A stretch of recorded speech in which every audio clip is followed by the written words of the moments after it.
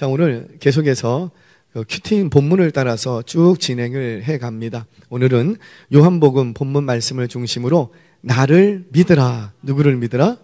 나를. 누구를 얘기할까요? 그렇죠. 예수님을 얘기해요. 예수님을 믿으라, 믿으라. 자, 오늘 본문은 딱 한 가지만 예수님께서 말씀을 하십니다. 제발 나 좀 믿으라.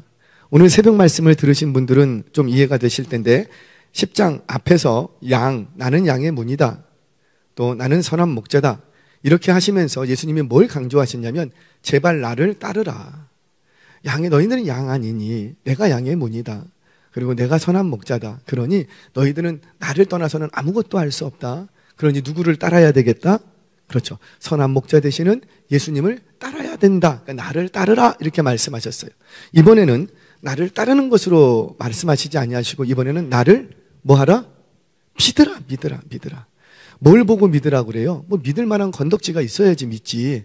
뭘 보고 믿으래요? 그렇죠. 내가 아버지의 이름으로 행하는 일을 보고 믿으라, 믿으라. 내가 하는 말을 못 믿겠으면 내가 아버지의 이름으로 하는 일을 보고 행한 일, 우리 예수님이 행한 일이 뭐였어요? 예수님께서 이 땅에 오셔서 천국 복음을 전파하기 시작하십니다. 마을을 다니시면서 천국 복음을 전파하시고 가르치시고 병든 자를 고치시고 앉은뱅이를 일으키시고 눈먼 자를 눈뜨게 하시고. 아멘이세요? 아멘 좀 크게 하시면 좋겠다. 아멘. 그래요. 귀신 들린 자를 자유케 하시고. 이것이 우리 예수님께서 이 땅에 오셔서 아버지의 이름, 하나님의 이름으로 행하셨던 일들이었어요. 이 일들이 이렇게 많은데 제발 내가 하는 말을 못 믿겠으면 내가 하는 일을 보고 이 일이 나를 증거하지 않냐. 이 일을 보고 나를 믿으라, 믿으라. 자, 그렇다면 오늘은 믿으라고 하시는 말씀 속에 도대체 무엇을 믿어야 될 것인가? 오늘은 구체적으로 두 가지를 구체적으로 얘기하십니다. 이거 하나, 너 제발 이거 두 가지는 믿어라.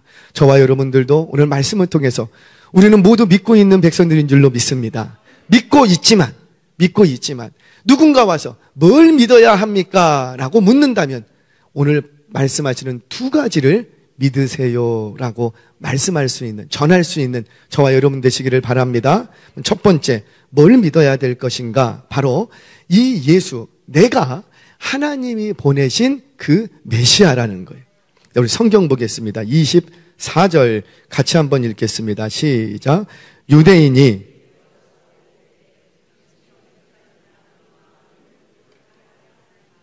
그리스도이면 밝히 말씀하소서 하니, 그리스도이시면, 제발 그리스도이시면 우리 자꾸 의문 들게 하지 마시고 아주 확고하게 내가 메시아다 이렇게 말씀 좀 해달라고 하는 거예요. 내가 바로 구약에 너희들이 기다리던 예언된 그 다윗의 자손, 그 메시아, 내가 메시아다 이렇게 말씀 좀 해달라는 거예요. 그러면 우리가 믿겠다라는 거예요. 야, 얼마나 좋을까요? 안 믿겠다라는 것도 아니고 말씀만 좀 해주시면 내가 그 말씀을 믿겠다라는 거예요. 우리는 뭘 믿는 사람들이에요? 기적을 보고 믿는 사람이에요? 예수님 보고 믿는 사람이에요? 아니면은 성경에 기록된 말씀을 듣고 믿는 사람들이에요? 그렇죠? 말씀을 듣고 믿는 사람들 아니에요? 그러니까 이들도 말씀 좀 해달라는 거예요. 말씀 좀. 당신이 진짜 하나님이 보내신 그 구약에 우리가 기다리고 있던 다윗의 후손, 다윗의 자손, 그 메시아라면 확실하게 내가 그 메시아다 이렇게 좀 드러내놓고 말 좀 해달라는 거예요. 그러면 우리가 믿겠다라는 거예요. 야, 얼마나 좋을까? 그러면 우리 주님 어떻게 하셔야 돼요? 내가 바로 그다! 내가 바로 메시아다! 너희가 그렇게 기다리던 하나님이 보내신 그 메시아가 바로 나다! 이렇게 말씀해 주셔야 되잖아요. 근데 우리 주님 그렇게 말씀 안 하십니다. 그리고 다른 반응을 보이십니다. 25절 같이 한번 읽겠습니다. 시작. 예수께서 내가 너희에게 말하였으되 믿지 아니하였도다. 내가 내 아버지의 이름으로 행하는 일들이 나를 증거하는 것이거늘. 아멘. 뭐라? 이미 나는 너희에게 얘기했다 안 했다? 이미 얘기했다. 이미 얘기했고 얘기만 했을 뿐만 아니라 그 말한 것에 증거가 되도록 하나님의 이름으로 내가 많은 일들을 하지 않았냐. 내가 이미 말도 했고 많은 일들을 했다. 내가 말을 안 했다라는 건 아니에요. 명백한 증거가 있는데 왜 그 증거를 보면서도 너희들 왜 나를 믿지 못하냐. 곧 이게 무슨 말이에요? 그 증거, 그 행하신 일들을 보고도 너희가 믿지 못하겠거늘 내가 말한다고 너희가 믿겠느냐. 지금 그 말씀을 하시는 거죠. 자, 이걸 조금 깊은 의미에서 돌아보실 필요가 있습니다. 이게 무슨 의미인지. 구약에 예언된 메시아에 대해서 메시아 예언을 너희가 잘 알고 있지 않느냐라는 거예요. 당시에 종교 지도자들 뿐만 아니라 이스라엘 백성들은 다 알고 있었습니다. 당시에 이스라엘 백성들은 메시아 대망 사상이라 그래서 이제 곧 예수님 올 거야. 조만간에 예수님 이제 오실 날이 얼마 나지 않았어. 이렇게 사회적인 종교적인 분위기가 메시아가 곧 올 거야 라는 분위기였다고요. 그때 예수님이 진짜 오셨어요. 메시아 대망 사상이라는 것은 다시 말씀드리면 이사야서나 시편이나 에레미야, 이사야, 말라기 이런 요엘 곳곳에서 기록됐던 그 오시마했던 그 메시아가 곧 오실 때가 다 되었다. 정확히 언젠지는 모르겠지만 오실 때가 다 되었다. 이런 사회적인 종교적인 분위기가 무르익었을 때였어요. 그러면 그가 오셨을 때에 진짜 그가 메시아인지 아닌지 어떻게 알 수 있을까? 그가 와서 하시는 일이 예언되어 있었습니다. 그 메시아라는 분이 오시면 십자가에 달려 죽으신다 이런 내용이 아니라 그가 오시면 이런 일을 할 거야. 그 일을 하는 사람을 보면 그가 뭐라? 메시아다. 여기 그렇게 우리 사인을 주고받자. 이렇게 약속을 했다고요. 그 약속된 말씀이 구약에서 기록된 말씀이에요. 자, 그분이 오시면 무슨 일을 하는지 한번 보겠습니다. 이사야 61장 1절 말씀 같이 봅니다. 시작. 주 여호와의 영이 내게 내리셨으니 이는 여호와께서 내게 기름을 부으사 가난한 자에게 아름다운 소식을 전하게 하려 하심이라. 나를 보내사 마음이 상한 자를 고치며 포로된 자에게 자유를, 갇힌 자에게 노임을 선포하며 자유할지어다. 귀신은 떠나갈지어다. 선포했다는 거예요. 선포. 그리고 여호와의 영이 내리셨어. 누가 이러셨어요? 예수님께서 그 요단강에서 세례 받으실 때 뭐가 내려오시고, 그죠? 성령이 비둘기같이 쫙 여호와의 영이 내게 내리셨으니 이는 여호와께서 내게 기름 부으신 것이다. 성령의 강림이 그러니까 비둘기처럼 내려앉는 그 모습이 곧 하나님께서 기름 부으신 것이다. 왜 그렇게 기름 부었는가? 자막 한번 계속 띄워주시고. 왜 그렇게 기름 부었는가? 뭐 때문이라? 이는이라는 말은 이는이 아니고 because 또는 for. 왜냐하면 내게 왜 여호와의 영음을 부으셨냐면 여호와께서 내게 기름을 부으셔서 가난한 자들에게 뭘 전하고 이게 아름다운 소식이 뭐예요?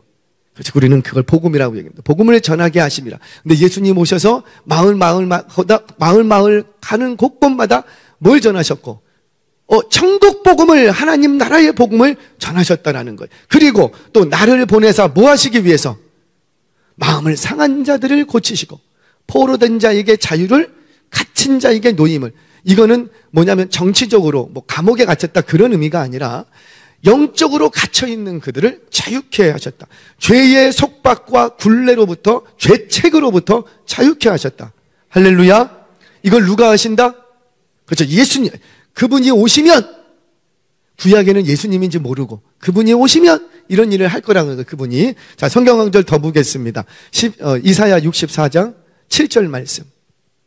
이사야 64장 7절 말씀 시작.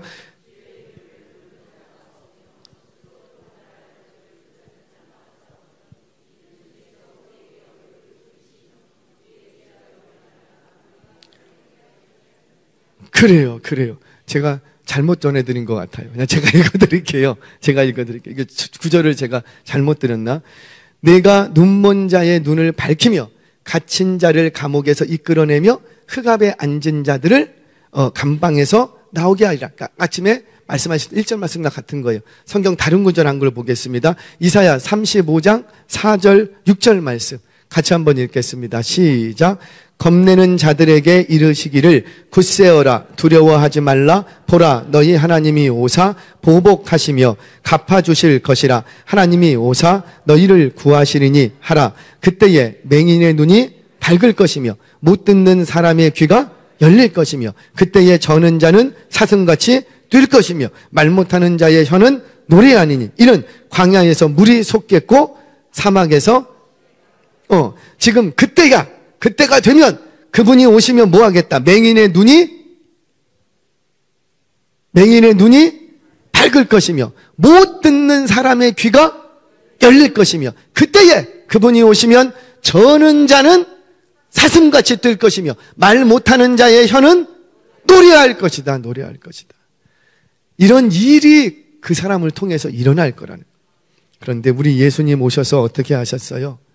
정말로 가난한 자에게 복음을 전하셨고 마음이 상한 자를 고치셨고 포로된 자들에게 자유를 선포하셨어요.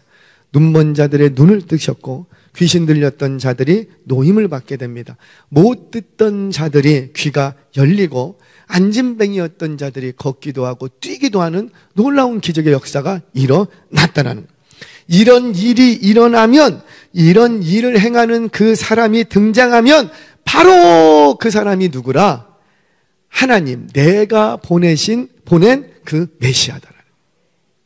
그런데 이 일을 누가 지금 하고 계세요? 예수님이 하고 계셨다는.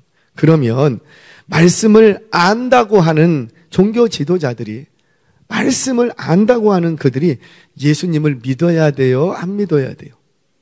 그렇죠. 누구보다도 더 잘 믿었어야 하지요. 그런데 믿어요? 안 믿어요? 안 믿어요. 왜 안 믿을까요?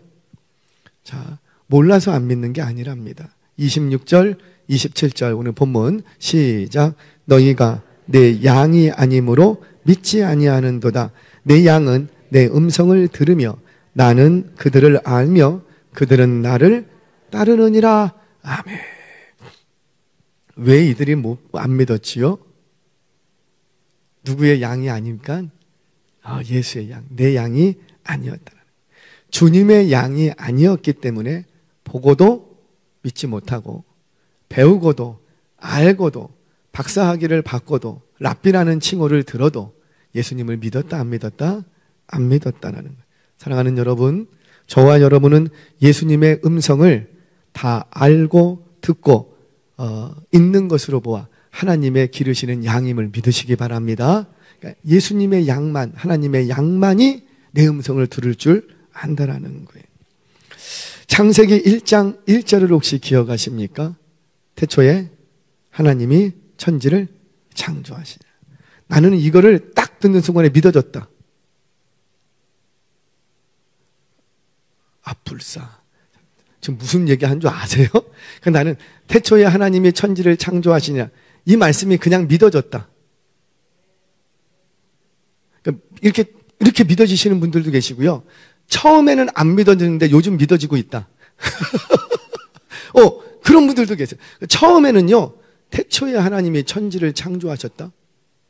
그러니까 저 같은 경우는 중학생 때부터 태초에 하나님이 천지를 창조하셨다. 당연하지. 제가 뭐 교리 공부를 한 것도 아니고 신학 공부를 한 것도 아니고 뭐 세례 교육을 받은 것도 아닌데 그냥 교회 갔는데 태초에 하나님이 천지를 창조하셨다. 맞죠? 그랬지. 전혀 의심이 안 됐어요. 전혀 의심이 안 됐어요. 물론 어떤 분은 태초에 하나님이 천지를 어떻게 지금 뭐 50억 100만 광년 전이야. 언제 어떻게 하나님이 어떻게 천지를 창조해? 이렇게 생각하시는 분들도 계시지만 어떤 분들은요, 보자마자 전혀 의심이 안 돼. 그런 분들도 계세요, 안 계세요? 계시죠? 그러니까 저 같은 경우는 그랬어요. 어릴 때도 성경을 딱 보는데 태초에 하나님이 천지를 창조하셨다. 이게 걸림돌이 안 돼. 당연한 거 아니야? 뭐 이런 생각? 세례받기 전인데도 그냥 이런 생각. 이번 주 한번 주일 학생들한테 한번 물어보세요. 냉정하게. 중학생들한테도 한번 우리 청년들한테도 물어보고 싶어. 태초에 하나님이 천지를 창조하셨다. 이게 믿어지십니까? 그래요. 이게 믿어지는 거예요. 그냥 뭐 묻지도 않고 따지지도 않고 그냥 믿어져요. 예수님이 나를 위해 십자가에서 대신 죽음 당하신 게 믿어져. 그냥 그 말을 듣는 순간 눈물이 쭉 그냥 믿어지는 거예요. 내가 믿으려고 애쓴 것도 아닌데 논리적으로 이해가 다 돼서 믿는 게 아니라 그냥 그 말씀을 듣는 순간 그냥 믿어져. 뭐 그렇지. 어떻게 십자가에 달렸는가? 왜 달리고 어떤 고통을 받았는가? 그런 거 다 알아요? 몰라요? 몰라도 그냥 믿어져. 왜 이렇게 그냥 믿어질까요? 그렇죠. 하나님의 택한 백성들이기 때문이에요. 물론 처음에는 막 의심드는 사람도 있어요. 누구처럼? 토마처럼 의심이 들지만 그 의심의 언덕, 방지턱을 한번 턱 넘어가고 나니까 어때요? 그 다음부터는 그냥 믿어져. 성경 66권이 그냥 믿어져. 홍해가 갈라진 것도 그냥 내가 거기 안 가봤다고. 저도 아직 성지순례를 못 가봤어요. 우리 함께 가보는 은혜가 있기를 축복합니다. 죽기 전에는 한번 갔다 와봐야지. 저도 못 가봤어요. 홍해가 어떻게 갈라졌는지 저는 본 적이 없어. 그래도 우리는 믿어져. 갈멜산 언덕에서 이 아합과 이세벨의 그 폭정 앞에서 이 엘리야가 기도합니다. 기도했더니 하늘에서 뭐가 떨어지고? 불이 떨어져. 근데 뭐 유황불 같은 거 떨어질 수도 있잖아요. 뭐 자연현상으로 우연히 뭐 맞을 수도 있잖아요. 그런데 참 신기한 게 그 불이 떨어졌는데 불이 뭘만 핥았대요? 또랑에 물만 핥고 갔대. 어떻게 불이 떨어졌는데 또랑에 물만 핥고 없어져? 이거는 있을 수가 없는. 근데 이 얘기를 듣는 순간 믿어져요? 의심돼요? 믿어져. 아니 안 믿어져도 이제 저겐 다 믿어져야 된다니까. 왜? 우리는 다 누구니까? 누구의 양이니까. 그렇죠? 하나님의 양, 예수의 양이기 때문이에요.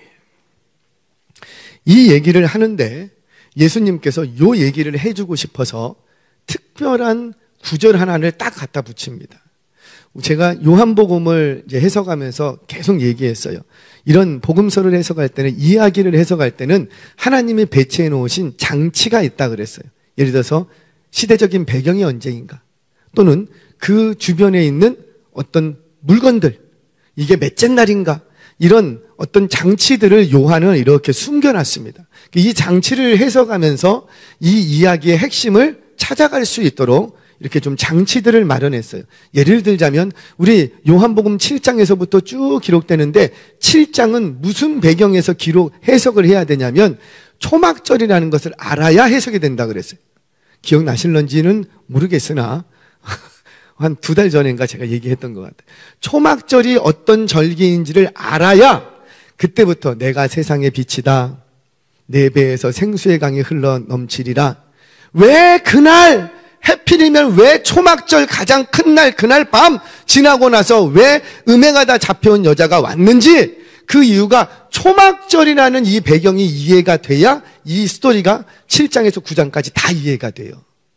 그래서 초막절에 대해서 제가 새벽마다 계속 얘기했습니다. 계속.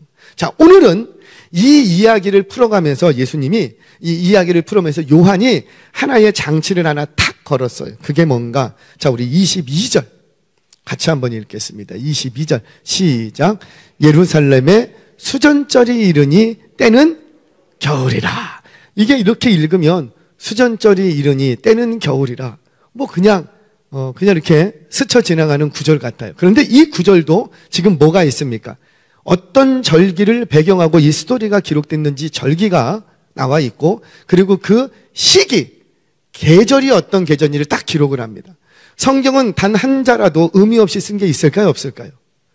그렇죠. 없는 거예요. 그러니까 반드시 이 구절은 지금 오늘 예수님께서 얘기하고 싶으신 그 이야기의 핵심 주제가 된다는 거예요. 이걸 알아야 이 전체 이야기가, 스토리가 해석이 된다는 거예요. 자, 무슨 말인지 제가 좀 설명을 하겠습니다.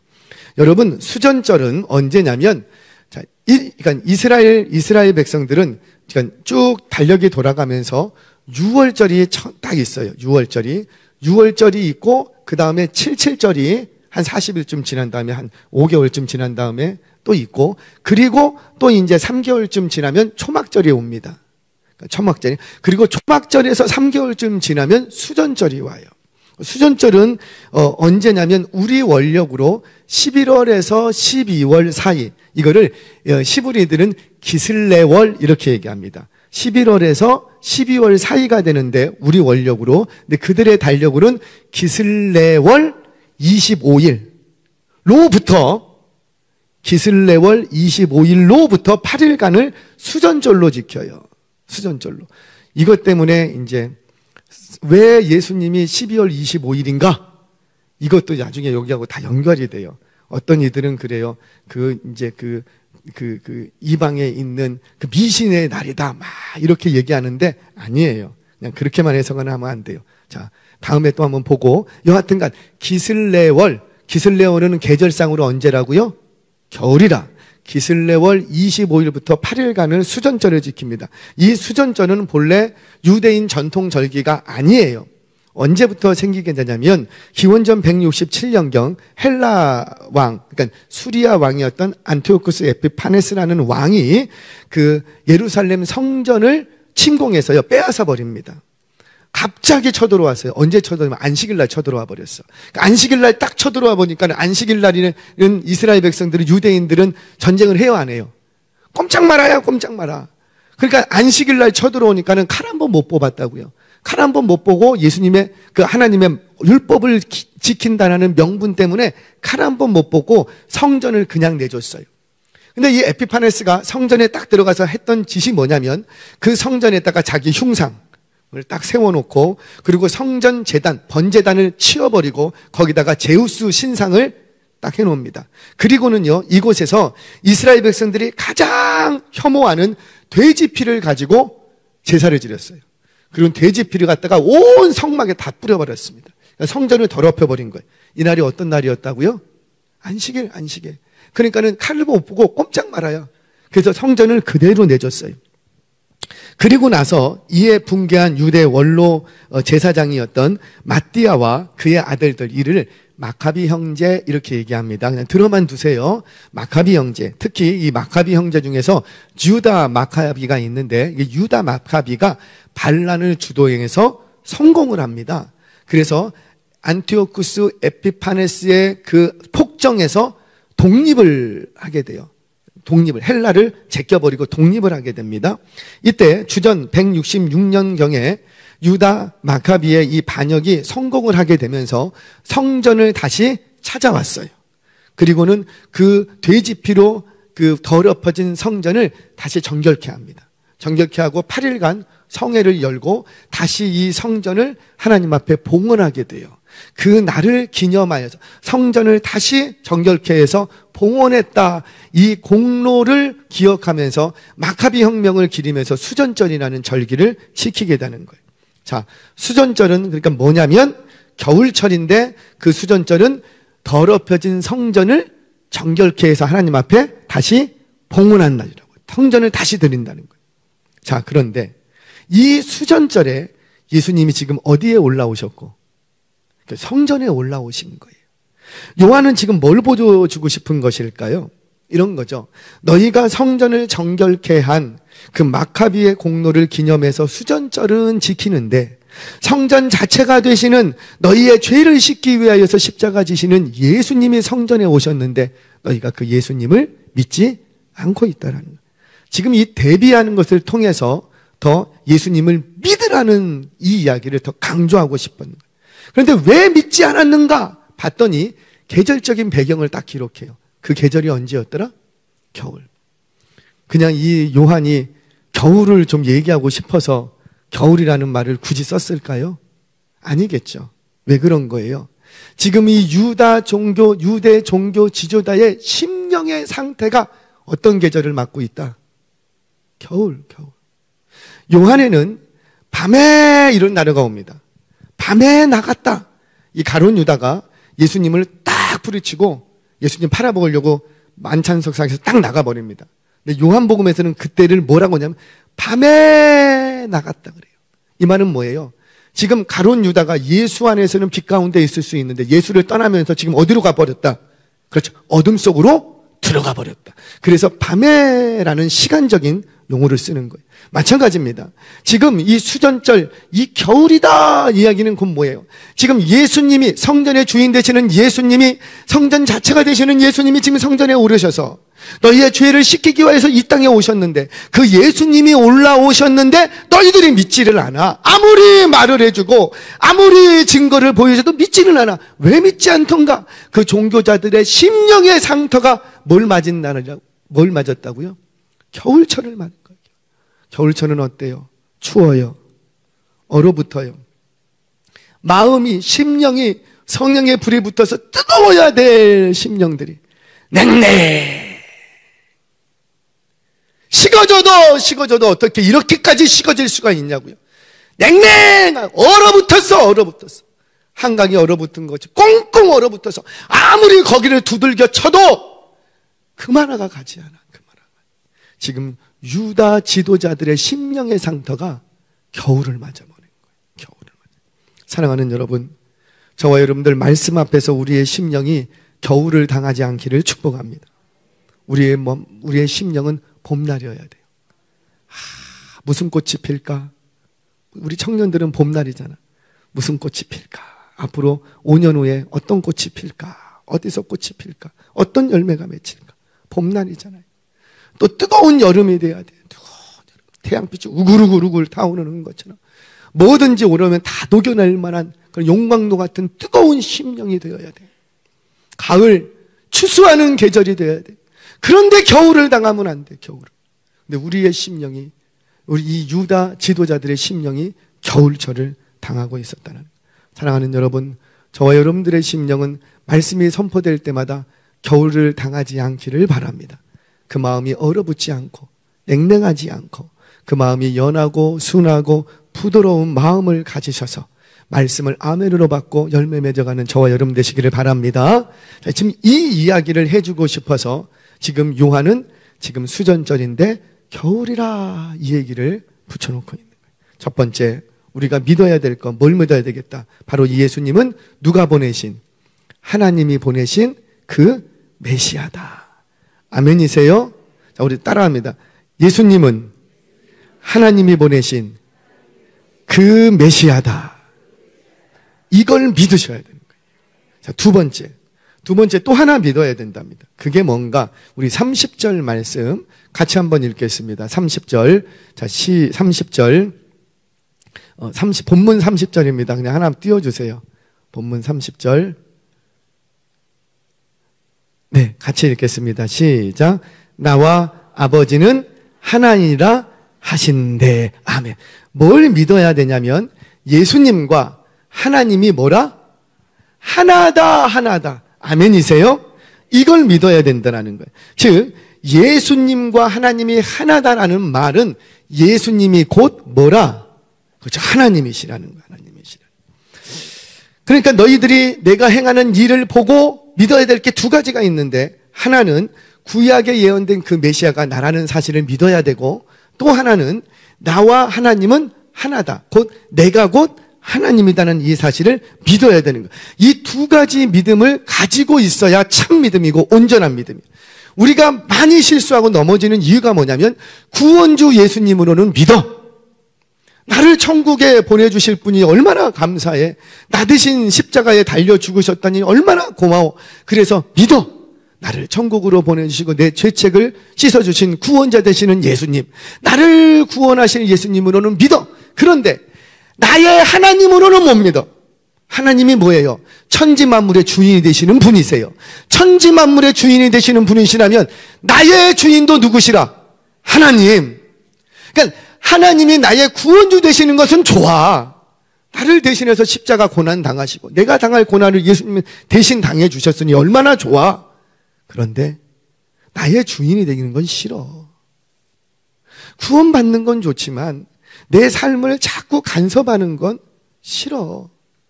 그래서 우리가 어때요? 구원받는 거는 감사하지만 내 삶을 하나님이 주장해 가시고 내 삶을 컨트롤해 가시고 나를 자꾸만 다른 쪽으로 막 끌고 가려고 하시고 내 맘대로 할 수 있는 게 없어. 먹고 싶은 것도 못 먹고 가고 싶은 데도 못 가고 하고 싶은 것도 못 하고 이러니까 어때요? 너무 힘들어.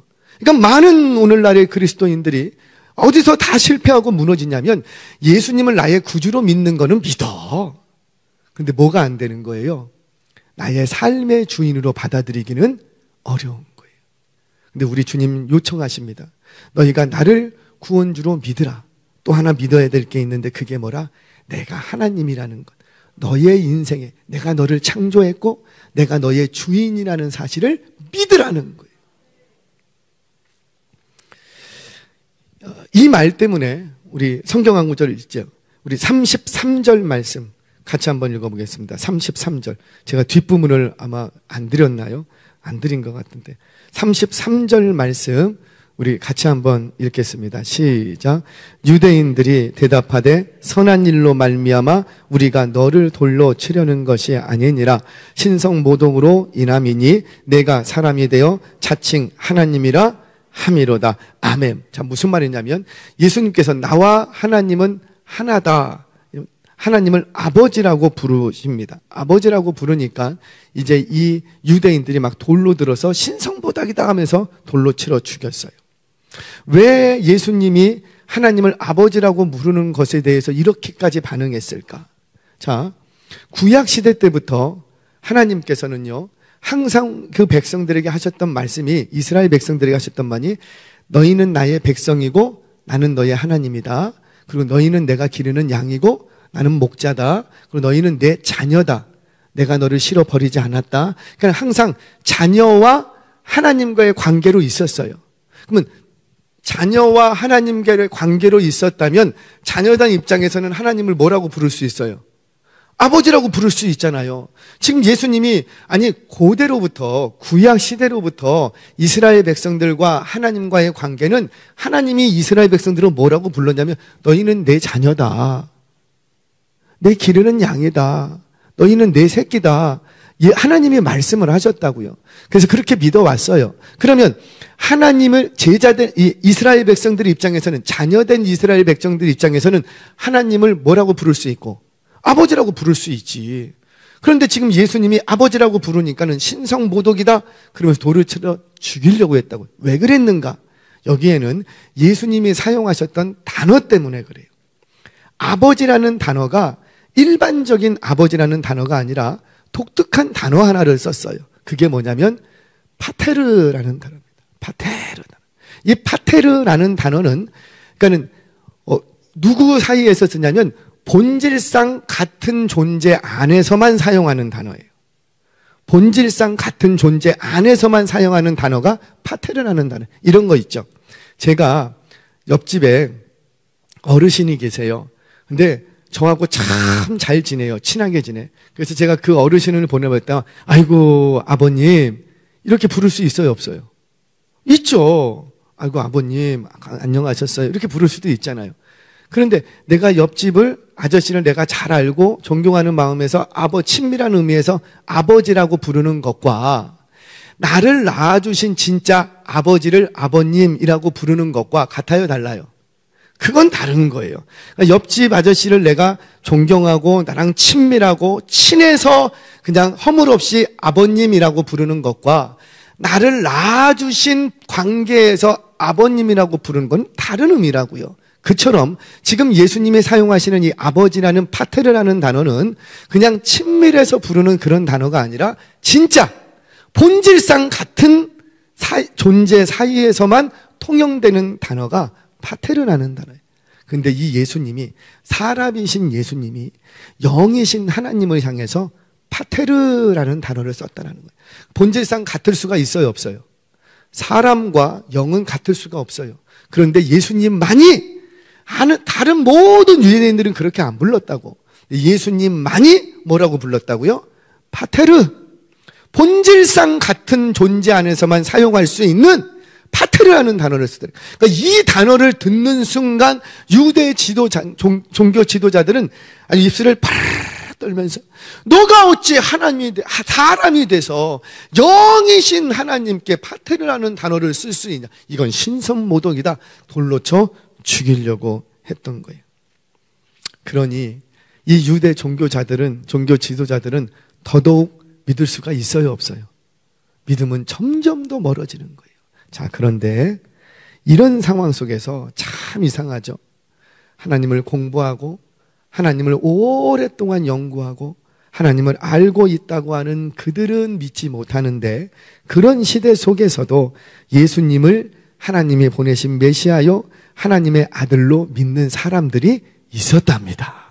자, 우리 성경 40절 42절까지의 말씀, 40절 42절까지의 말씀 우리 같이 한번 읽겠습니다. 시작. 다시 요단강 저편 요한이 처음으로 세례 베풀던 곳에 가서 거기 거하시니 많은 사람이 왔다가 말하되 요한은 아무 표적도 행하지 아니하였으나 요한이 이 사람을 가리켜 말한 것은 다 참이라 하더라. 그리하여 거기서 많은 사람이 예수를 믿으니라. 아멘. 어때요? 요한의 세례를 알고 있던 그들, 회개를 외쳤던 요한에게 세례받았던 그들은 예수님과 하나님이 하나라는 사실을 믿었다라는 거예요. 바로 이 믿음 속에 구원의 역사가 일어나는 거예요. 사랑하는 여러분, 예수님을 믿으십니까? 그러면 우리 자신 있게 말할 수 있어요. 너 도대체 믿는 걸 뭘 믿고 있냐? 뭘 믿고 있냐고 물어봤을 때 두 가지는 얘기할 수 있어야 돼요. 뭘 얘기할 수 있어야 되겠다? 첫 번째, 예수님은 하나님이 보내신 그 메시아. 그 메시아여야 돼요. 더 메시아가 되어야 돼요. 왜? 그 메시아는 구약에 예언된 그라는 이야기거든요. 너 믿는다고 하는데 도대체 뭘 믿냐? 예수님 너 봤어? 너 어떻게 보지도 않고 그렇게 믿어? 죽었다 다시 살아났다는데 그거 너, 야, 죽었다 살아난 사람이 한 명이라도 있었냐? 그걸로 어떻게 믿어? 어떻게 믿어요? 그냥 믿어요. 이걸 어떻게 말할 수가 없어. 왜? 우리는 그분의 뭐니까? 그렇죠, 양이니까, 자녀니까. 우리의 심령은 항상 봄날이니까. 아멘이세요? 따뜻한 봄바람이 부는 것처럼 우리의 심령은 성령의 바람이 불어오니까. 그래서 우리는 듣는 순간 그냥 믿어졌어. 아하! 바로 그 예수님이, 성경에 기록된 그 예수님이, 2000년 전 십자가 달려 죽으신 그 예수님이 하나님이 보내신 그 메시아였구나. 또 하나를 믿어야 된답니다. 그게 뭐라? 그 예수님과 하나님은 한 분이시다. 하나다. 아멘이세요? 이걸 믿는다면 그 하나님께 나의 삶의 주인 자리를 내어드리죠. 오늘도 이 두 가지 믿음을 꽉 붙드시고, 하나님은 나의 구원주가 되십니다. 하나님은 나의 인생의 주인이 되십니다. 이 고백으로 구원의 은총과 믿음의 증거들을 많이 갖고 누려가는 저와 여러분 되시기를 주의 이름으로 축원합니다.